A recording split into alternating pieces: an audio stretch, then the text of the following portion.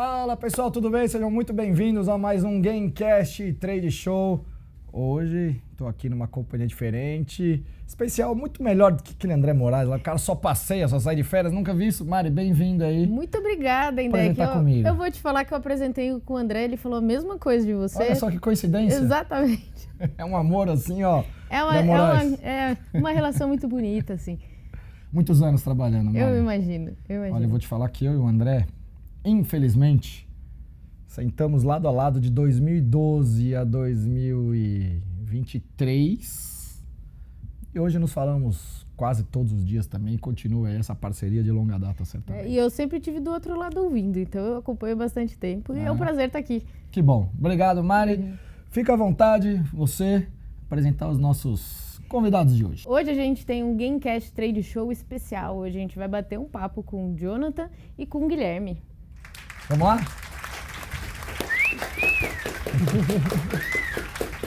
Obrigado, Mari. Imagina. Obrigado, chefe. Vamos lá, mestre. Vamos lá. Bora.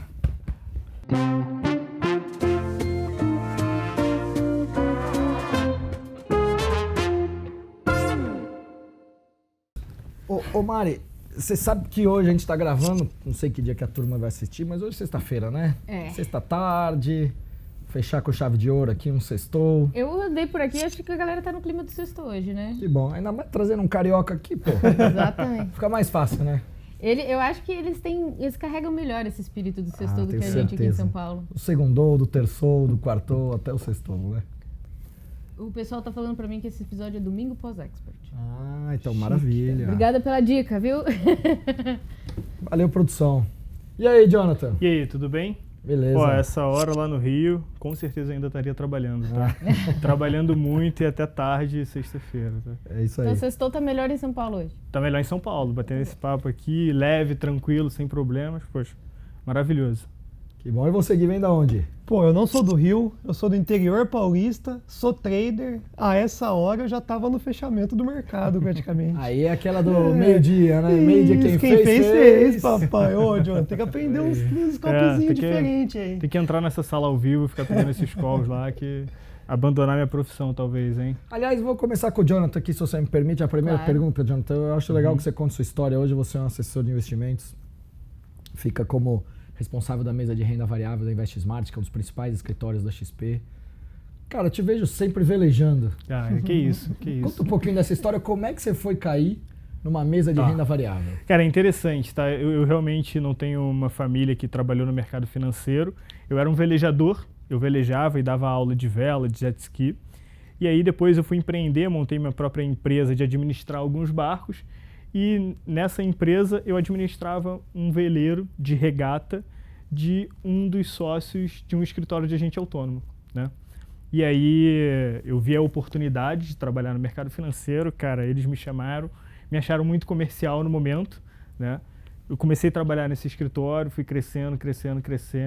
Depois esse escritório foi vendido e aí eu vim para a InvestSmart. A InvestSmart me contratou para tocar toda essa parte de renda variável, atender os clientes self e deu certo o trabalho. Mas é um pouco atípico, né? Normalmente as pessoas trabalham no escritório a vida toda e depois no final da vida vão velejar e vão fazer. Eu fiz o inverso. Eu comecei velejando, fiquei 10 anos velejando, velejei o Brasil todo e agora eu trabalho no escritório do mercado financeiro. Cara, eu gosto muito dessas histórias, vou querer saber a história do Gui, da Mari também, porque assim, eu recebo bastante gente, principalmente no Instagram, perguntando sobre essa questão de mudança de carreira. Então assim, Jonathan tá aqui, eu acho como uma prova viva, como soube abraçar as oportunidades e conseguiu fazer essa migração, né, Jonathan? Eu acho legal a gente escutar sobre isso, porque tem muita gente que fala, mas e a idade, o que eu posso fazer, o que não é? Mari, com você foi assim também, ou ainda é assim? Ainda é, porque eu ainda carrego duas coisas, né? Eu ainda trabalho na empresa do meu pai, cuido ali. Foi meu pai que me colocou para fazer day trade, eu achava aquilo muito louco. E aí eu ainda trabalho com ele, mas vim migrando. Eu acho que as pessoas são muito fatalistas nessa ideia. Elas perguntam-se pela idade, né? Eu tô com 38 anos hoje. Eu pretendo viver mais uns 50 aí, né? Então, eu acredito que dá tempo. E também acham que precisa ser 880, não acreditam que pode haver um processo de migração. Você não precisa abrir mão de uma coisa e de outra, né? Sim. Então, mas me perguntam muito isso também, vindo aqui. É bom, é bom. E você, Gui? Conta-se um pouco da sua história pro pessoal, por favor. Eu não vou parar de falar, hein? Mas vamos lá. Acho que todo mundo tem esse momento da vida que você vai querer saber o que você vai ser quando crescer. E na minha onda ali com 16, 17 anos era ser bancário. Então eu fui numa agência, aqui antigo HSBC, aí tinha uma menina no Posso Ajudar, ajudou uma senhorinha ali, falei, caraca, esse movimento inicial de ajuda, né, do básico do mercado financeiro me instigou a querer trabalhar em banco. E consegui, fui fazer faculdade de administração de empresas exatamente para esse contexto, caí no Banco Cooperativo Sicredi na época, fui para o Itaú. E aí no Itaú, no Personalité, eu comecei a entender um comportamento de pessoas de sucesso, né? Então os empresários, o investidor, o empresário que faz o investimento, até chegar no gestão de patrimônio, onde a corretora criava os produtos para aqueles clientes. Aí me acendeu o start da bolsa. Eu falei, opa, pera um pouco, então aqui eu preciso me especializar, me aprofundar e entender mais sobre o mercado financeiro, bolsa. E aí fiquei fanático por isso, comecei a estudar muito sobre, me desliguei do banco para poder fazer uma empresa de consultoria e iniciar as operações em bolsa. Minha primeira ação foi Petrobras em 2013, comecei pelo menos um modelo mais correto, né, digamos assim, e com o passar do tempo, conhecendo o network no mercado financeiro, caiu o trading em 2017, um aprendizado muito nobre ali no mercado de futuros que acabou acarretando aí a principal movimentação ali minha no mercado. Mas eu comecei em 2013, depois de um fechamento de um ciclo bancário, iniciando essa trajetória no trading, aí virei professor. Hoje a gente tem esse projeto também na Invest Smart para poder incentivar e trazer essas pessoas que quando crescer for trader, pode ter a gente como uma principal base. Interessante. Eu queria saber um pouquinho mais sobre, nessa trajetória, né? Eu também, para a Petrobras, foi a primeira coisa que eu comprei na bolsa, né?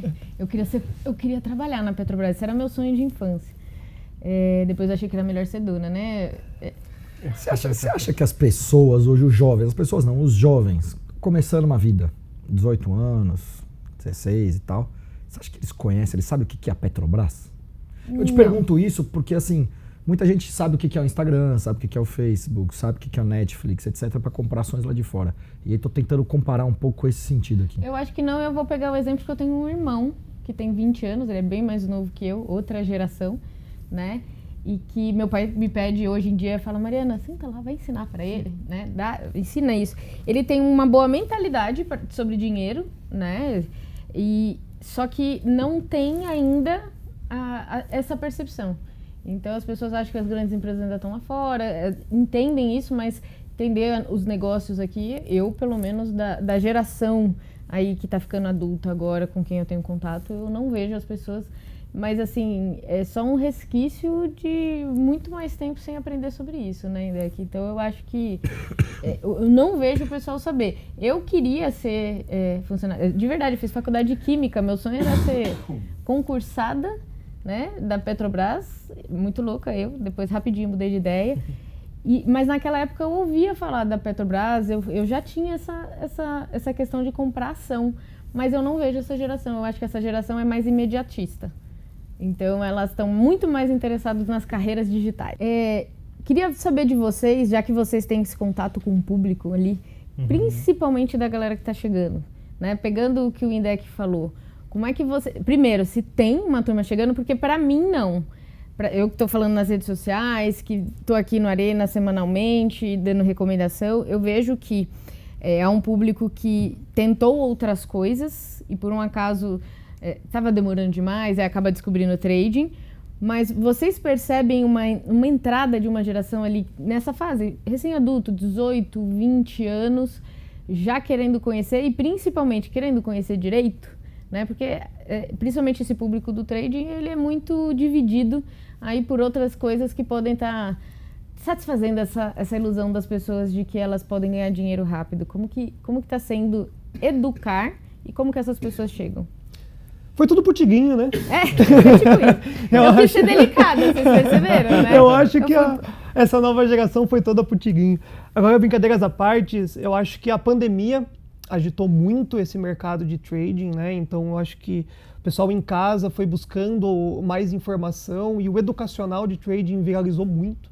Então 2020 e 2021 sim obteve uma uma nova remessa realmente, né, do pré-adolescente, adolescente, a fase adulta, o pessoal aprender sobre o trade. Mas muito, talvez, num marketing, né, errado, que era aquele ganho rápido e um ganho consistente, que a gente sabe que isso acarreta com o passar do tempo. Já 2022, 2023, agora esse início de 2024, fez um mix. A gente está vendo muito as pessoas terem uma educação financeira para a parte de investimentos. Então as pessoas, eu discordo um pouco, conhecem Petrobras, porque os apelos políticos, o pagamento do dividendo, tudo isso ficou uma manchete muito grande e as pessoas foram atrás. Mas ainda, pelo menos no nosso ciclo aqui, né, na nossa rede social, o trading acaba trazendo mais pessoas pela agilidade do ganho, pela possibilidade, inclusive, do ganho. Por isso que a gente brincou do tigrinho. Né? O tigrinho você coloca 20, pode sair com 40. Você investir R$200 na Petrobras, você vai ter que ter, tecnicamente, um prazo mais longevo para que você tenha um ganho consistente. E o trend atraiu mais as pessoas pela agilidade, mas acaba ainda trazendo novos ciclos e hoje está bem dividido aí as pessoas entre futuro, longo prazo e o trading propriamente dito. Bom, Só desculpa, John, só complementando o que você está falando, um ponto que eu achei legal.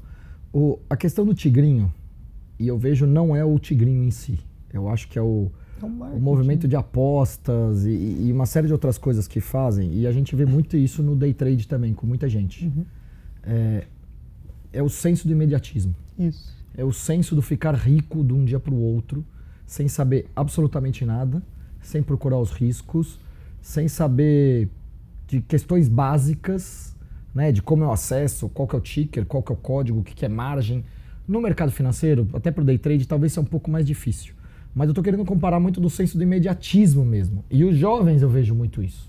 Uhum. Né? Se você for para as bets, tem um pouco aí da questão do futebol brasileiro, não sei o que lá, tem uma ligação, né, com paixão. O tigrinho não, cara. O tigrinho é dinheiro por dinheiro. É dinheiro por dinheiro. E assim, aí falo, quantos por cento das pessoas do tigrinho? Esse é um outro ponto que eu queria falar. Na verdade, assim, não tem, nada nele é transparente. Você não sabe como que se define os ganhadores. Não, mas eu ia entrar, né? E a questão da regulação. É isso. Não existe regulação, não existe impostos, né? A gente vê o governo o tempo todo, e aí tem muitos memes falando disso, imposto.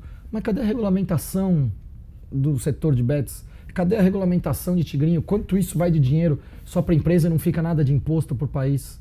Então, assim, eu acho que tem várias coisas, mas só voltando, recapitulando, é o senso de imediatismo que eu queria tocar, né? Você sente muito isso na mesa também? Sim, exatamente. Mas olha só, a gente puxou aqui muita parte da faixa etária, né? Dos jovens, será que realmente eles conhecem os ativos e o potencial ganho que ele pode ter a longo prazo com esse ativo? E das pessoas que já têm um pouco mais, uma faixa etária mais elevada e, de fato, ele é melhor para investir? Eu acho que não. Vamos partir do princípio que ambos estão começando. Então, ambos têm a mesma visão e experiência sobre aquele produto. Talvez zero, né? Só que esse fato de o jovem estar no mundo que agora é mais imediatista, talvez faz com que ele não consiga segurar uma posição, não consiga querer passar tempo estudando, passar um tempo no simulador, escutando outros profissionais, e faz ele não ter uma certa performance. Já a pessoa que tem uma faixa etária um pouquinho mais elevada, apesar de ela estar iniciando agora, ela já tem esse senso que as coisas não são tão imediatas. E talvez essa pequena diferença entre o senso ali e as necessidades que ambos têm pode fazer diferença na performance dos investimentos desse cliente, seja no day trade, seja a longo prazo, tá? Então eu acho que é de fato isso. Talvez esse ponto de querer muito imediato que o mundo todo traz, né? Assim, as profissões são imediatas.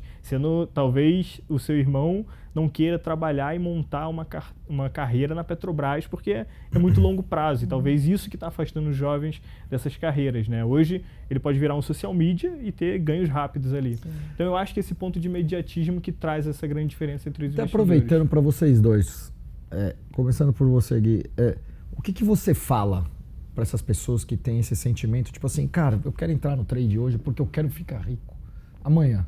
Porque a gente sabe que tem muita gente que faz isso, muita gente. Ah, mas o day trade quebra 95% das pessoas. Ah, mas o day trade é roleta. Cara, me desculpa, fala isso quem desconhece o business de uma maneira geral, que de fato 90% das pessoas quebram, Jonathan, você tá lá e é verdade. Mas por quê, né? Porque elas entram de uma forma completamente errada, atabalhoada, de qualquer jeito, sem conhecer nada, que é o que a gente estava falando. Como é que vocês dois trabalham isso com essas pessoas que estão chegando nesse mercado? Cara, hoje a escala acaba sendo o movimento inicial, né? Então o educacional é o principal catalisador de receber essas pessoas. Então, que nem você comentou, né? O Tigrinho, eu nunca vi o Tigrinho, né? Eu sempre achei meio místico, mas provavelmente você baixa o aplicativo, põe o dinheiro, aperta e vai. Quando você vai para o mercado de futuros, você tem que ter a conta na corretora, você tem que ter a plataforma, você já tem que ter o básico do aprendizado. Então, o educacional é a primeira situação para a gente poder trazer o mínimo de responsabilidade na hora de incluir a pessoa no mercado de futuros. Naturalmente, as pessoas elas vêm atraídas pelo ganho e a gente começa a falar exatamente do contrário, da perda.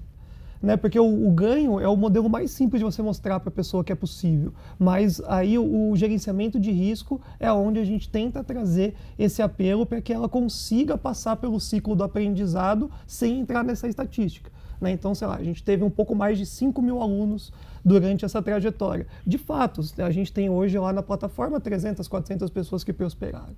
Então a estatística é exatamente essa, porque a gente vai trazer o educacional, a gente filtra esse movimento da ansiedade das pessoas e o problema maior é o gerenciamento de risco. Porque recentemente a gente teve um ciclo de mudança de mercado novamente. Né? Então o problema do trader hoje em dia é que ele quer ser tudo. Ele quer ser analista, ele quer ser trader, ele quer ser o contador dele mesmo, ele quer fazer tudo sozinho. E o mercado mudando nessa velocidade muito grande que ele vem, ele estuda uma vez e para. Ele se sente autossuficiente, ele tira a rodinha muito rápido. Então, a gente comenta muito no educacional e no acompanhamento que pelo menos de 2 a 3 anos seria o tempo de formação para esse cara sair da estatística. Né? E não ficar focado somente no dinheiro propriamente dito, e sim aprender, analisar, contextualizar, e clicar e performar.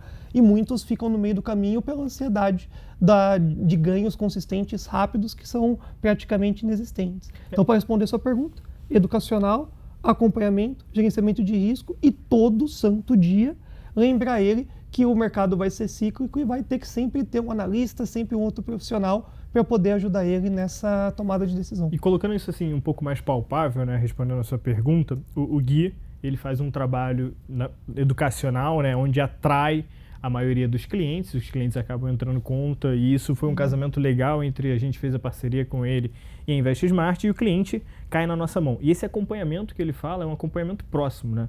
A gente não tenta, o momento é escalado no momento de entrada, no momento de cuidar do cliente já não dá mais para escalar.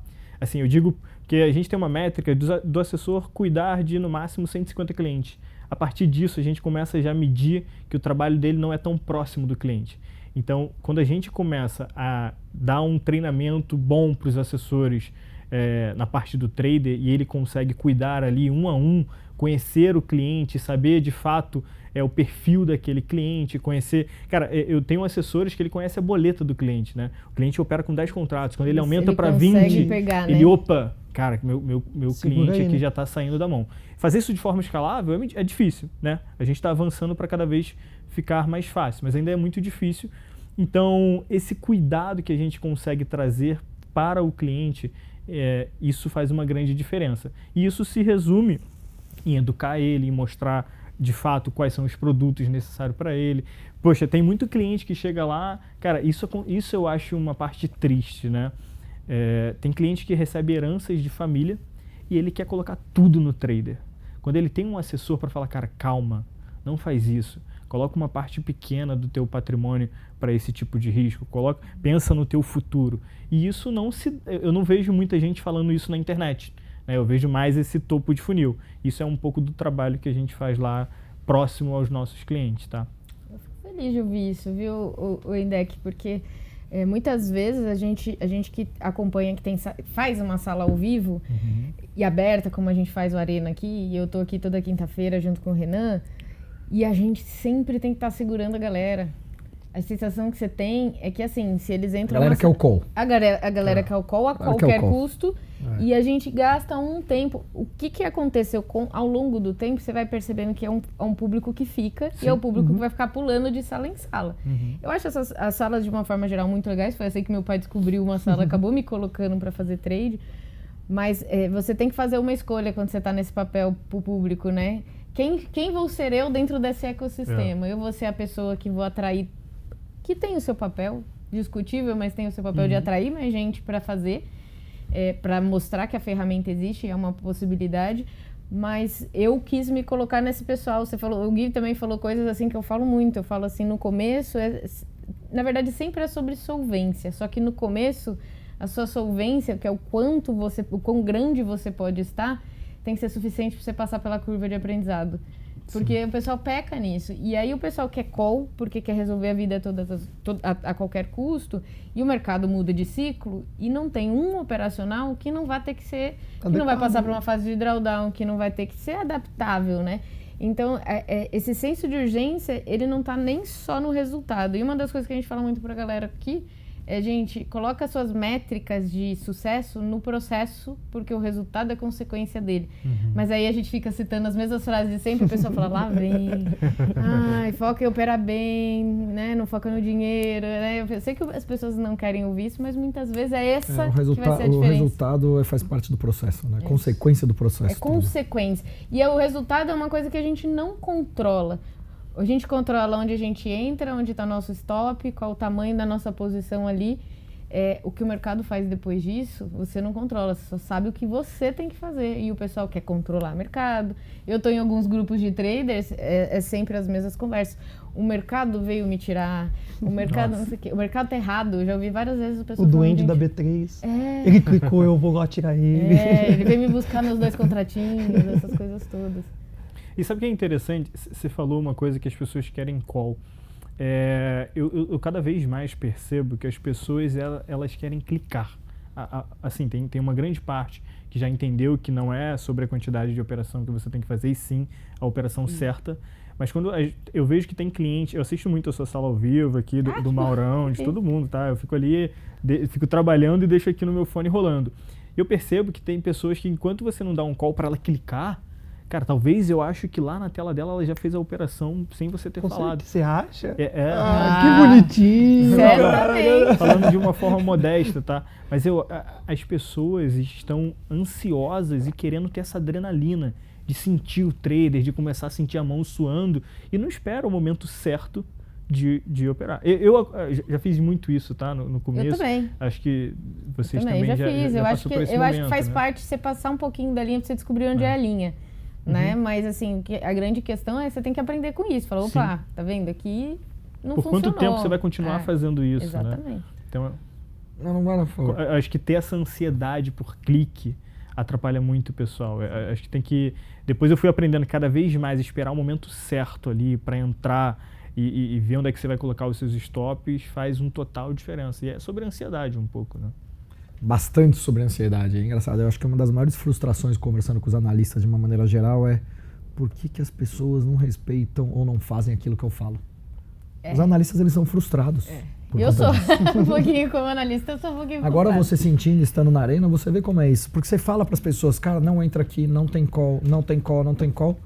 Tem gente que tá abrindo boleta de 200 contratos, 300, 500 contratos, independentemente do tamanho, mas aqui não tem nada, gente. Se ela tá seguindo a sua sala, ou se ela tá seguindo o seu, cara, é porque ela confia naquilo que você fala. Senão a pessoa tá perdendo o tempo dela, né, gente? Então eu acho que tem muito pegar a pessoa como referência, mas você tem que respeitar aquilo. Não que você é obrigado a seguir tudo que a pessoa fala, obviamente que não. Mas é interessante, você já participou também, a gente faz alguns cafés da manhã com clientes aqui. Sim. A gente coloca 20, 25 clientes. Se você for ver sempre um analista, parceiro... Já também já participou aqui com a gente. Você tem um analista que está falando das 9 ao meio-dia para as pessoas. Você vai pegar todos os 25, todos. Tem resultados diferentes das 9 ao meio-dia. Os 25 têm resultados diferentes, inclusive daquilo que o analista falou que era para fazer. Acho que tem 2 coisas pra gente pautar. E ela é prova viva disso, não vai me deixar mentir. Já tive ideia desse reality show, de colocar um analista, falar o que tem que ser feito e pegar o resultado das pessoas e perguntar para elas, cara, por que o seu resultado é diferente do amiguinho? Porque se, entre aspas, o call, né, a orientação é a mesma e é muito o sentimento do que você acredita que vai dar certo ou não. E aí qual que é o problema secundário? Quando o cara abre uma boleta de 200 contratos e pega 10 pontos de dólar lá no meio do caminho. Então ele fez 20 mil reais, como é que você vai falar para ele que ele fez errado? Porque ele produziu. E aí quando vier os 200 mil para trás, e quando ele tomar ré e fazer o médio, por aí vai, as coisas se autoeducam. Mas o problema é do cara que está no meio do caminho, ou que foi adverso ali à orientação, quando ele ganha. Porque daí quando ele ganha, ele começa a criar a sua própria estatística e ele acha que aquilo vai conseguir ser rotineiro, né? E aí, de novo, em qualquer mudança de mercado, que é onde atinge. Mas isso que você falou já foi ideia de um reality, porque a gente gostaria de entender o psicológico, né? Porque é aquilo que muita gente já fala. A técnica por si só, entre aspas, ela é simples. Ela é bem simples, né? A gente faz análise do preço, das regiões, etc. O problema é quando você vai para a boleta. Que daí foi o que o Jonathan falou. Putz, o cara tem gente que fica como um suando, tem gente que é mais frio, tem gente que fica extremamente preocupado, né, na hora de clicar, e aí o psicológico que pega. Mas sabe uma notícia? Eu acho que isso não vai acabar, tá? Não, claro que não. É, porque é humano. Se a gente pegar na história... A gente vai ter que resgatar alguns assim, pontos. o nosso trabalho é tentar cada vez mais educar as pessoas, mas eu acho que sempre vai existir esse trabalho. E, cara, com Peter Lynch foi assim, né? Não sei se vocês sabem a história. Acho que ele tinha o melhor fundo de 1979 a 80. Melhor performance ao longo de uma janela gigante. Do mundo. Era o melhor gestor de fundo. E ele começou a perceber que os investidores não tinham a mesma performance do fundo. Porque alguns entravam em momento de euforia e saía no momento de depressão. Eles continuavam mesmo no fundo comprando. Exatamente. Eu acho que a diferença que a gente tem aqui é porque hoje as coisas são tudo mais rápidas. Em um dia você pode dar vários cliques e tudo mais. Antigamente não era tão rápido esse processo, mas o mesmo sentimento entre os investidores. E ele talvez tinha esse sentimento que a gente tem sobre os nossos clientes. Né? O Peter, desculpa, Oidek, eu lembro de ter lido que dos clientes ali do fundo, os que melhor performaram, que pegaram de fato a performance, eram as viúvas. Você já ouviu falar isso? Porque elas não sabiam que o dinheiro estava lá. Exatamente, e elas não mexiam. Exatamente. Ô, Jonathan, uma pergunta para você, acho que diferente do Guilherme, que trabalha mais rede social, e aí o negócio acaba sendo mais escalável. Você é o que você falou, né? Cada assessor tem lá seus 150 clientes para tomar conta e conversar no dia a dia. Na ponta final, quando você traz isso para a pessoa, pensando na pessoa como ela por si só, como ela reage quando você conversa? São vários casos, tá, Indec? Tem pessoas que reagem com muita aversão. Tá? Eu tive um cliente, por exemplo, que ele recebeu uma herança de R$1,5 milhão e ele começou a operar muito, né? E aí o assessor me chamou, falou, cara, vamos conversar com esse cliente, ele está ganhando dinheiro, mas isso é preocupante. Olha que genuíno do assessor, né? O cara estava ganhando dinheiro e ele achou preocupante porque ele sabia do risco apenas ali. E aí eu fui conversar e o cliente super adepto, não, cara, estou operando bem, que não sei o que, não sei o que lá, não sei o que lá. E eu comecei a deixar ali no meu sistema as ordens desse cliente para eu ficar acompanhando no dia a dia. E ver que ele operava ali com uns 50 contratos em cada mão e tudo mais. Depois eu comecei a ver um dia ele colocando ordem de 300 contratos. Eu fui ver o quanto ele estava perdendo. Estava perdendo R$300 mil, acho que era 11 horas da manhã. Liguei para esse cliente, falei, cara, olha, aquela conversa que a gente teve, acho que hoje pode ser esse dia de fúria. Não, Jonathan, libera mais margem, eu quero operar mais, que não sei o que, não sei o que lá. E esse cara, ele perdeu o valor dele que ele tinha ali todo da herança.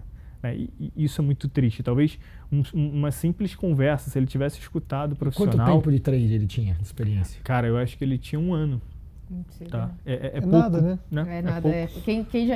Você não vê ciclos de mercado completos. Por que com 1 ano a pessoa ela chega no patamar de 300 contratos? Mas aí eu acho que grande, né? Eu acho que a ancoragem da maior parte das pessoas, elas acham que a quantidade de contratos que você opera, ela só depende do capital que você tem.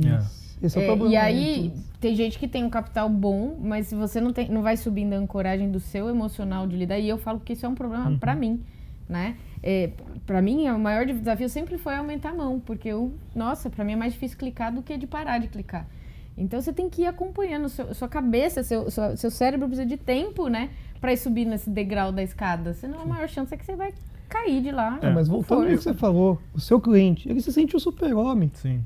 Quando o cara tem R$1,5 milhão lá e começou a ganhar dinheiro e fez 200 mil, 300 mil, pega em porcentagem. Aí você volta na base, você pega um CDI pagando 0,90 e tantos %. O cara fez 10% em 2, 3 meses, não adianta você ligar para ele e falar assim, pai, você tá fazendo errado.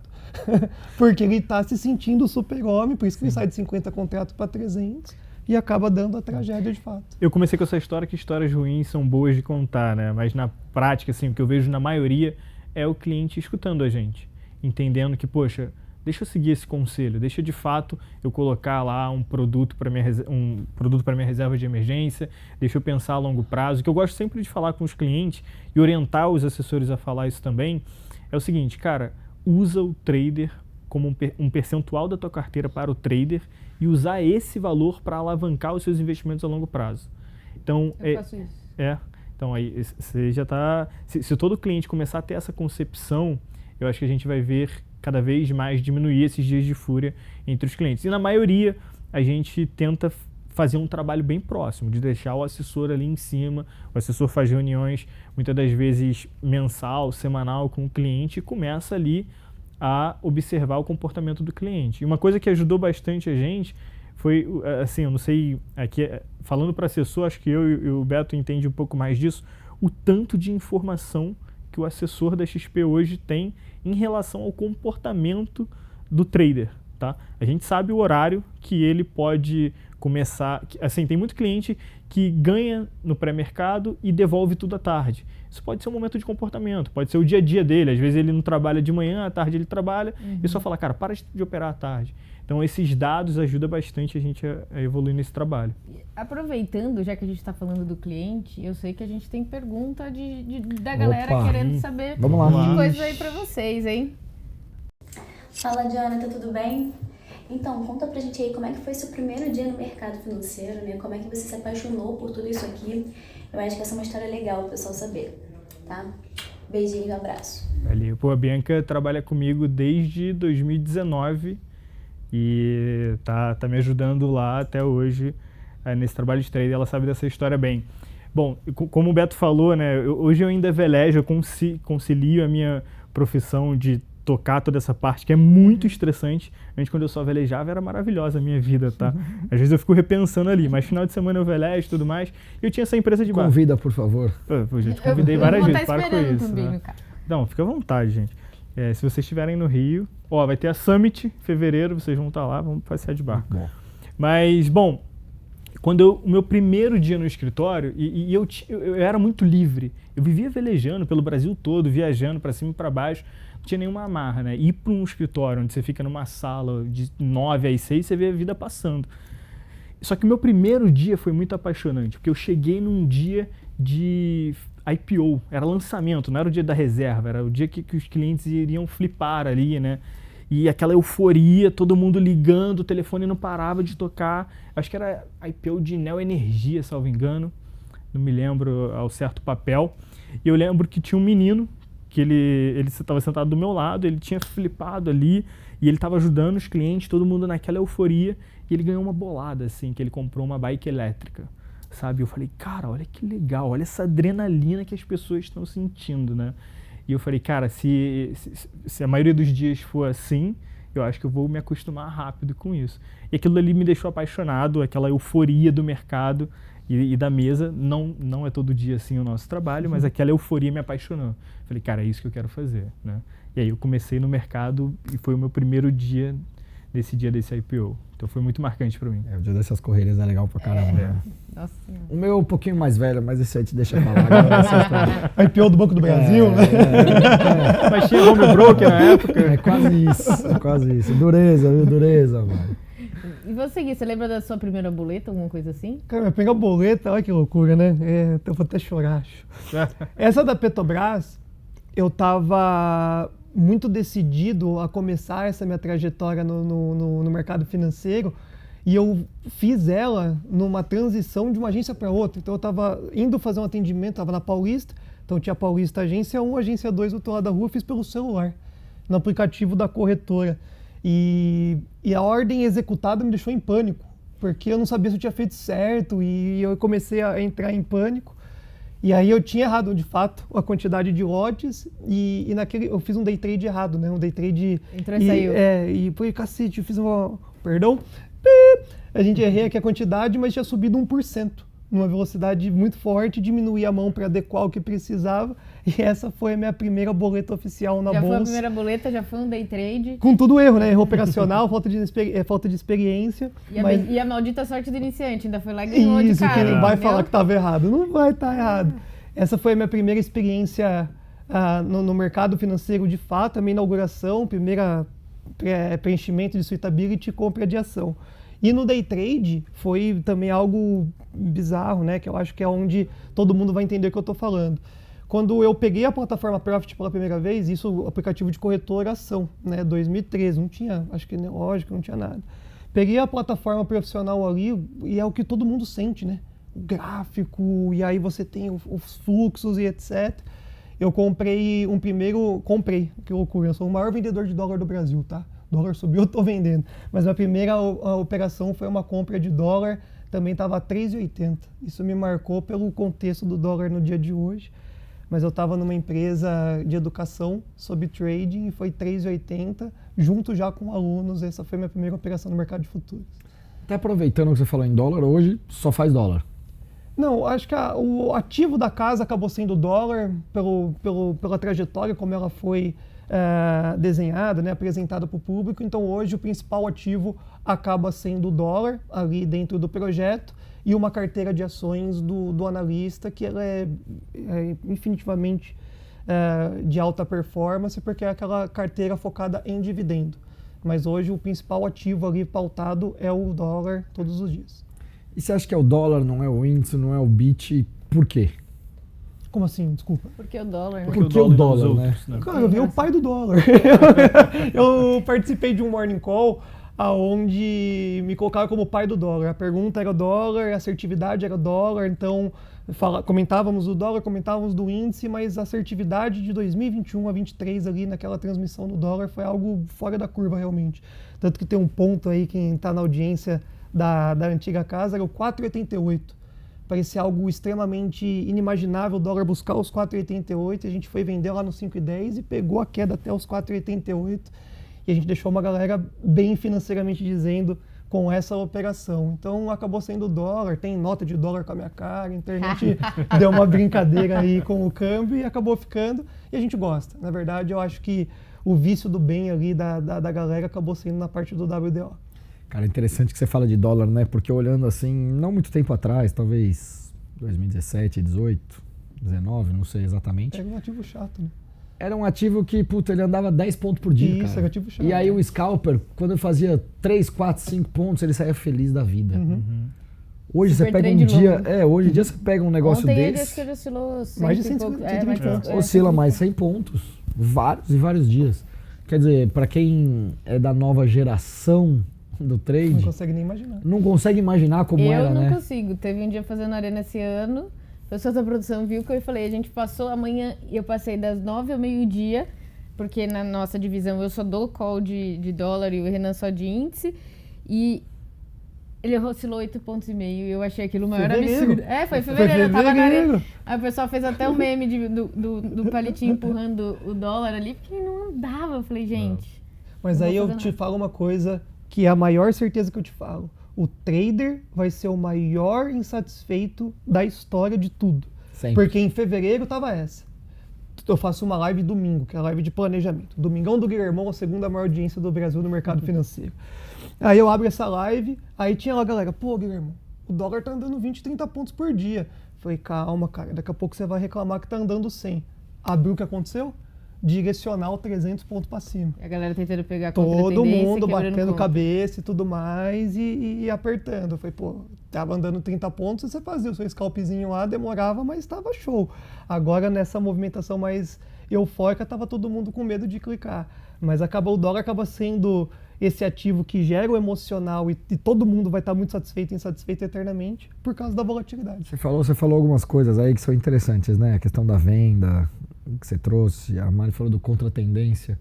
Cara, impressionante a quantidade, o Jonathan tá aqui para comprovar, a quantidade de pessoas que quebram num dia de forte tendência no mercado, no ativo, vamos dizer assim. Tá gravado Dólar isso. para cima, ou índice para baixo, índice para cima, e é impressionante a quantidade de pessoas que vão exatamente na ponta contrária e seguem, e segue, e segue, e segue.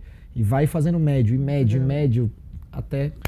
Eu acho que a maioria das pessoas quebram em um único dia. É, a né? maioria. Não é uma maioria. constância Não é. e quebrando. É Na quebrar em um. constância Porque as na pessoas são constância vencedoras. Não, mas na exatamente. constância, mesmo que a pessoa esteja perdendo constantemente pequeno a ponto de não quebrar, vai chegar 3, 4 dias, ela vai perder a coragem, ela vai tirar a mão. Entendeu? O problema é que na euforia, né, ou no desespero, Aí ela não pensa. Não. Querendo ou não, se a pessoa vem perdendo de gota o suficiente ali para não ter quebrado ainda, ela vai dormir uma noite, ela vai respirar. E aí ela vai ter tempo, talvez, para chegar no mínimo e falar, peraí, eu preciso voltar alguns passos atrás. Que é verdade. Mas a quebradeira forte mesmo, eu falo muito isso na arena, porque tá lá, dia de tendência, aí vamos supor uma tendência de alta no dólar, e eu falo, gente, tô esperando, a tendência é clara, a tendência maior é essa, a tendência do dia é essa, eu vou comprar, não vou vender. E aí o pessoal eu fico chamando, compra a galera no chat, porque aí é lugar pra vender, aí é lugar pra vender. Eu falo, se estopar, tudo bem, gente, faz parte, mas eu vou a favor da tendência. E o pessoal fica, você vê no chat a galera falando. Só que assim, o pessoal geralmente, essa que é a vantagem de estar no chat e não do lado de quem tá transmitindo. Se o cara stop, ele nunca mais fala, né? Nunca vai ver.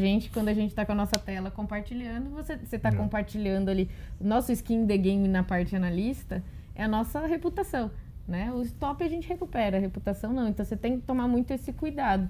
E o pessoal fica pedindo para você ir contra. Eu falei, gente, tendência forte, eu não vou. Eu pego operacionais contra a tendência, mas em situações muito específicas e sempre explico muito pra galera. Mas a galera quebra mesmo. Eu falo muito isso pro pessoal lá na arena e o pessoal fala... Você acha que isso te atrapalha ou melhora o teu operacional? O quê? Assim, tá em frente às câmeras operando e ter essa responsabilidade. Eu sinto mais o risco quando é dando call do que no meu. Porque no meu, eu tenho clareza, principalmente que eu não sou uma pessoa que tem tendência a ficar super alavancando, que eu tenho uma clareza de que aquele stop é tranquilo pra mim, mas eu não sei a mão da pessoa. Já aconteceu de gente no chat falar, putz, só depois de chegar e falar, poxa, obrigado, Mari, eu fiz a operação e hoje consegui o dinheiro que eu precisava pagar a conta. E você fala, meu Deus, eu já tava com o dinheiro da conta. Entendeu? Isso pesa. Se talvez as pessoas tivessem esse pensamento de, poxa, aqui não é apenas a minha boleta, né? Eu estou influenciando outras pessoas com esse operacional. Talvez elas seriam mais conscientes na hora de operar, né? Sim, eu acho isso. Eu acho que expor, independente se você é analista, quando você tem umas pessoas com quem você conversa, né? Você não precisa expor o operacional, mas você ter alguém para quem prestar conta do seu resultado no fim do dia ajuda muito. Sim. Né? Arruma um tesoureiro, arruma um botão do risco que o pessoal que é profissional do mercado como trader tem, arruma lá, faz uma mulher para fazer isso. Tenha alguém para quem você presta contas, mesmo que você não faça isso operacionalmente, técnica, mas faça isso em nível de gerenciamento, eu acho diferencial. Mas a gente tem mais pergunta aí para ele. Tem mais? Sim. Vamos lá então, produção. Grande mestre Gui, tudo bem? Me diga uma coisa, depois desses anos todos de mercado, quais são os pontos positivos e os negativos de operar o mercado de futuro? Um abraço. Bora, vamos lá. Pô, acho que o ponto positivo, um dos maiores que eu acabei aprendendo com o decorrer do tempo, acaba sendo a palavra que muita gente usa na internet, ela é verdadeira, a liberdade. Você vai virar dono mais do seu tempo, do seu dinheiro e da sua geografia. Então, eu tive a oportunidade de fazer algumas viagens, Brasil e fora, onde não me impediu de fazer minha atividade, que é operar. Né? Então, hoje, minha principal atividade é a operação de mercado de futuros, é ter lá minha carteira de investimentos. Então, essa liberdade geográfica é algo muito atraente, quando você consegue realmente colocar o mercado no seu dia a dia. A alavancagem, quando bem distribuída, também te traz essa liberdade financeira, né, que é a construção de um dinheiro ali mediante essa modalidade. Então, os pontos positivos eles são extraordinários, que acaba sendo liberdade geográfica, liberdade financeira e acho que a mais incrível de todas que é tempo. Acho que todo mundo não, né, mas principalmente essa nova geração busca muito isso, né, o fugir de um CLT de tal horário a tal horário para vender o meu tempo por dinheiro. No trading você te traz essa possibilidade de você colocar o tempo a seu favor e às vezes em poucos minutos, horas do seu dia bem alocado você se resolveu. Ponto positivo do mercado de futuros construído nesses últimos anos. O ponto negativo acaba sendo a adversidade, que acho que é o que ficou da última pergunta, que eu ia acabar comentando e pautando o que a gente estava falando. Saber ganhar, a gente sabe, ficou um modo muito fácil. O problema é aprender a perder. Porque daí aprender a perder, todo mundo tem ali aonde colocar o stop, mas o emocional muitas das vezes te impede isso. Por que o trading não é para todo mundo? Day trade não é para todo mundo. Por causa do psicológico, por causa do emocional. Então, em dia direcional, por exemplo, você não quer estar errado nunca. não é só pela finança, é você aceitar que você está errado. E aí, o lado negativo é uma modalidade que depende de você, da sua tomada de decisão, e às vezes, você está num dia ruim, acordou com o pé esquerdo, chutou a quina da cama, e aquele dia você acaba dificultando o lado positivo, que é a construção de dinheiro no mercado de futuros. Então, o mercado de futuros ele não é um investimento, né? Ele é lance especulativo. Então, você precisa estar muito bem amparado de uma técnica e também de um emocional. Temos mais perguntas aí, Mari? Temos mais, eu sei que a produção tem mais 2 perguntas aí, tem algumas que eu acho que dá para engatar até nessa. E tem merchan depois? Depois, senhor Catsar. Se a produção mandar isso? É. Ah, entendi. A live fazendo assim, ó. Ele ainda não me mandou. Oi, boa tarde. Eu gostaria de saber qual conselho que você dá para quem está iniciando no trade agora. Eu pensei que era a Anitta querendo tradar ali. Parecia. Depois de todos esses tempos, né, e até mesmo esse talk show aqui que acabou colocando bastante parte difícil, né, do trading, colocando exatamente a parte positiva que essas plataformas trazem, que é você se educar e fazer fielmente o simulador. Você só sair do ambiente simulado, é a sua bicicleta com a rodinha. Vamos fazer essa analogia de novo. E você sair dele, né, você sair do simulador, tirar essa rodinha quando você realmente sentir a confiança para tal situação. Porque a grande maioria das pessoas que iniciam, né, a principal dica é essa, não iniciar com sede ao pote. Não iniciar com o que muitos acabam fazendo, vou começar aqui porque aqui eu vou estourar e eu vou ganhar muito dinheiro. Sim, as probabilidades elas existem e são altas de você conseguir trazer resultados estratosféricos, mas a minha dica inicial para o trading é aprenda, estressa determinada estratégia, coloque em ambiente simulado para que você consiga entender a dinâmica do mercado, e hoje em dia, uma semana para outra já há uma mudança significativa de volatilidade, de alguns stops serem acionados, pegou a confiança, tirou a rodinha, você já foge de uma estatística do pessoal que coloca dinheiro, já vai para a corretora, clica e acaba saindo do game. Então é ter um aprendizado contínuo e só sair do ambiente simulado quando tiver 100%. Muito bom. É isso. Temos uma última aí, produção? Fala, Jonathan. Eu quero saber de você, o que você vê como futuro para automação em mercado financeiro? Me chamo Elias, sou dono de uma automação que atua no mercado já, chamada TradeSpace. Se você responder, esse cara de Faria Lima, né? Veio preparado, né? Produziu. O negócio tava bonito ali. Fez o merchan ali da plataforma dele. Parabéns, cara. Parabéns, Elias. Cara, é um tema que eu gosto muito, né? Automação. A gente discute muito sobre isso, né? Sobre a evolução desse tema dentro da XP, sobre tudo que a UnTi veio proporcionando pra gente. Bom, eu acho que a evolução, assim, o grande diferencial, assim, sem ser um pouco clichê, né?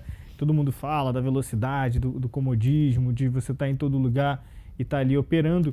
Só que eu acho que a grande evolução, que deve ser um olhar nosso, é que eu acredito muito, e é a partir desse princípio que eu levo para nossas estratégias no escritório, é que a automação não é para tirar o cara que está clicando.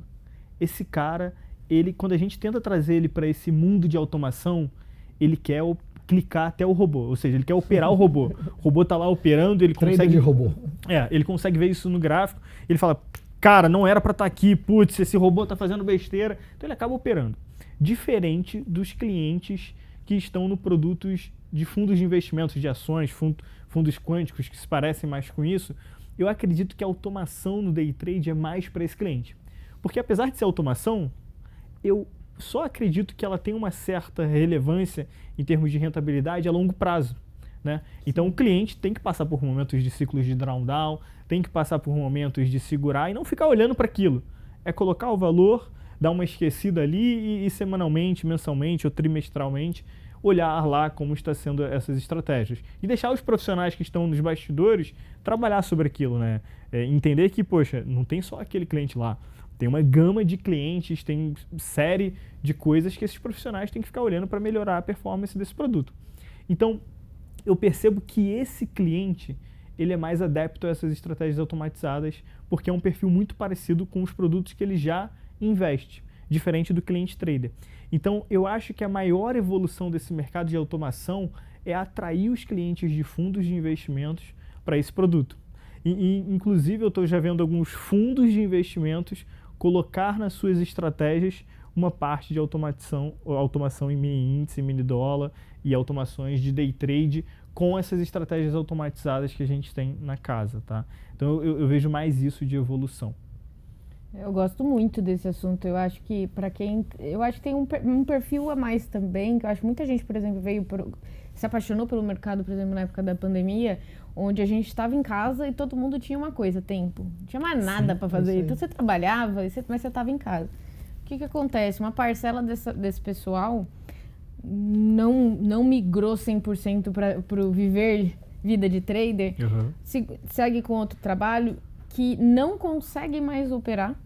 E eu conheço algumas pessoas e em muitos aspectos, quando eu estou lá trabalhando na empresa do meu pai, por exemplo, a automação me trouxe isso. Eu falo, quando eu estou aqui no Arena, porque assim, como analista aqui, eu dou call só de dólar e eu posso operar índice. Então eu e o Renan, a gente opera ao contrário, né? Ele segue operando essas na real. Então eu tô aqui, é um dia que eu tô vendo o mercado, poderia estar operando, mas não tô, porque aqui meu papel é outro. Mas meu robô automação na minha conta segue fazendo operação. Ontem, inclusive, foi um dia lindo, né? Então, eu acho que também tem essa parcela de quem até conhece, quem já clicou, sabe que o trade é uma bela de uma oportunidade de construção de longo prazo. Então, eles não é mais aquele pessoal que fica, esse trade não funciona. E não tem tempo, porque nosso pregão é horário comercial. Então, as pessoas estão fazendo outra atividade. Eu acho isso melhor do que a pessoa que tenta encaixar o trade, que é uma atividade que enquanto você executa você precisa de foco, entre outras atividades. Então eu acho que também tem essa parcela, não sei precisar se isso é grande, mas talvez seja meu viés justamente porque eu me reconheço nessa parcela. A gente olha para esses dados também, tá? É grande sim essa parcela, mas esse cliente que ele não tem tempo, ele provavelmente já investiu em fundos de investimentos. Tá bom. Então faz parte, já faz tá ali. Faz parte ali da aquele carteira conjunto dele. Ele sobrepõe, tá ali nos dois. Porque assim, falando da pandemia, teve muito cliente que iniciou no trader, mas muitos desses clientes investiam também, né? A gente não teve um start ali de só cliente iniciando no mundo dos investimentos. Tem uma grande parte ali dentro que tinha investimentos não na categoria de day trade, de ficar operando mini índice, e aí eu acho que esse cara que tem uma atividade que já investia, ele olha para isso e fala, caramba, perfeito, eu tenho um pouquinho ali desse risco. A pimentinha que você coloca na sua construção. Exatamente. Eu uso bastante isso, eu acho que é uma pimentinha interessante. Você tem ali, coloca 5%, né? Num robô você consegue fazer até uma junção, né, de mais de uma estratégia descorrelacionada, que daí você diminui um drawdown aí, para tentar segurar, mas a gente também fala bastante na Arena que o pessoal não pode ser babá, o pessoal larga a mão de ser babá de candle para ser babá de robô, que é o que você estava falando, né? Não dá. Não vou ser babá de candle, mas agora eu vou ser babá de robô, que é o que eu falo. Mas eu também tive que aprender, eu não olho, eu olho tipo fim de mês. Sim. Por quê? É por isso que você tem que ter o seu position side do robô também tem que ser confortável. Falo, o stop do robô tem que ser o dinheiro que você coloca pro robô operar. Porque se você ficar olhando ali ele oscilar demais, ai, como coça. Mas sabe uma coisa interessante, né? Eu acho que, ir fazendo merchan da nossa corretora, o cliente da XP, ele tá tão mais evoluído em termos de automação do que o restante do mercado. Eu não estou falando por causa daqui não, a gente pesquisa, a gente fica o tempo todo, o Beto, eu pergunto tudo para ele, falo, cara, o que você está olhando? Está olhando para isso daqui? Quando sai alguma coisa nova, já mando ali direto no WhatsApp dele. E porque a gente pesquisa o que está acontecendo nos outros mercados, e a gente não vê nenhuma corretora chegando perto disso que a XP está fazendo com um tique, né? Mas quando a gente olha para isso, tem muito para ser melhorado também, né? A gente, acho que não é melhorado, é evoluir. E, por exemplo, imagina se todos os clientes, ou, sei lá, 5% do cliente da XP começar a investir nas estratégias que tem lá. Será que vai ficar um pouco difícil de fila, de ordem, Eu já né? pensei nisso também. Confesso. E aí, a XP surpreendendo, acho que você vai falar um pouco disso, com flash click, né? Que faz a gente ser muito rápido. Então, o cliente que está... acho que você vai falar melhor do que eu, tá? Mas, salvo engano, o cliente que está no flash click e que opera através da um tick, ele vai ter a ordem mais rápida, certo? E isso vai melhorar ali. Não em casa, recebeu. Você sabe que Uma salva de palmas aí pro Jonathan. Quem faz um recebido, Não é mesmo? Ainda não recebi, hein? Ainda não Porque recebi. o correio tá de greve. Mas Olha lá. aproveitando o merchan, Mari, por favor. Eu vou puxar esse gancho do que o Jonathan falou, porque quando a empresa que eu trabalho, a empresa do meu pai, é uma empresa de tecnologia. Legal. A primeira coisa, quando eu vi robô, foi a primeira coisa que eu pensei. Falei, tá bom, mas qual que é o limite desse robô? Exatamente. Porque se tiver lá rodando 1.000, 2.000, 3.000 clientes, a fila vai ficar grande, né? E eu acho, vou pedir essa licença para você, ô Jonathan, eu tenho uma pergunta para fazer aí pro pessoal, né? O que você busca no day trade? Resultado, certo? E você, trader experiente, sabe que sem velocidade você não consegue chegar ao resultado. Pensando nisso, a XP criou o Flash Click. Essa atualização da nossa plataforma representa a união da segurança e da velocidade em um só lugar. Agora, operar está mais rápido do que um piscar de olhos. Olha que coisa bonita, não é mesmo? Que maravilha. Gravamos, inclusive, um episódio de Gamecast falando sobre isso, explicação de tecnologia. Para entender no detalhe. Ah, eu quero ouvir mais, eu tô achando que vocês estão falando tá muito etéreo. Clica lá e assiste o episódio. Mas se você já quer ter acesso a essa experiência... Tem alguma coisa para alguém aí? A produção mandou? Não, é de qualquer jeito. Não, clica no link que está na descrição do vídeo e garanta uma melhor performance em suas operações. Quem clica sabe que faz diferença ser XP. Olha aí, que maravilha. Aí, Mas é limitado ainda, né? É limitado, então corre. Lógico, Corre, galera. Eu tive o prazer de ter algumas Ó, informações. vocês aí da plateia aqui, ó, é limitado, hein? Depois vocês pedem o link pro Jonathan aqui, ele tem obrigação de passar. Tá na ponta da língua. Pra sair na frente, deixa eu aproveitar essa turma aqui, ó, Jonathan, eu quero só ver, hein? Ó, entenda que se acabou as vagas, não é culpa minha também, tá? É isso aí. Ô Mari, e queria aproveitar agora a mensagem do Flash Click, evolução tecnológica, aproveitar também a vinda aqui do Jonathan do Rio de Janeiro, veio praticamente só pra gente. Só pra essa isso. gravação. Gui também tá aqui com a gente, obrigado. Muito prazer ter vocês aqui, obrigado a nossa plateia que tá aqui. Obrigado, Mari, tá do meu lado hoje. Você faz o meu dia mais feliz quando o André não está. Já falei que é mais agradável. Mas vocês podem, então... É um déjà vu, né? Foi um déjà vu, foi exatamente isso. Eu tô me sentindo um déjà vu, mas vocês podem me chamar sempre que vocês quiserem. Porque também é um privilégio estar aqui, tendo essa oportunidade de perguntar. Que bom, de tirar que dúvida. ótimo. Jonathan, obrigado. Calma aí, já tá Tem encerrando? mensagem? Tem uma mensagem e tem um Vamos lá. presentinho pra vocês. Tem aí, presente, Smart, pô? Calma aí. Tô ruim de presente. Viu por quê? Aqui, ó. Olha aí, Ô, Casaca, turma. pode sempre me chamar. Recebido Toda por vez punha. que eu venho, eu ganho um presente. Recebidos, Bom. olha aí, ó. Por isso, ó. Ah lá. Quer ver? Tá nesse merchan Acho que é a todo. camisa que é uma menor que a Maravilha, outra. eu agradeço muito. Jonathan, obrigado de novo. Obrigado. Valeu. Gui, obrigado. Obrigado a agradeço. todos que estão com a gente aí. Até o próximo Gamecast Trade Show. Tchau, tchau. Muito obrigada.